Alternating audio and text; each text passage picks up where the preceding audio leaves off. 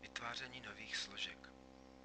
Otevřeme si některou složku, ve které budeme vytvářet složku novou.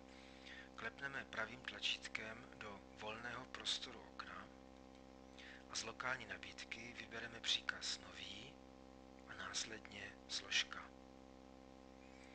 Výchozí název nová složka přejmenujeme například na název texty.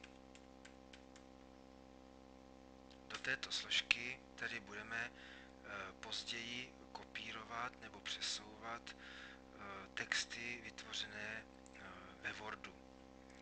Podobně si vytvoříme složku tabulky, tedy pravé tlačítko do volného místa okna, příkaz nový, složka, napíšeme jméno složky tabulky, Enter a ještě třeba vytvoříme složku pro výuková videa.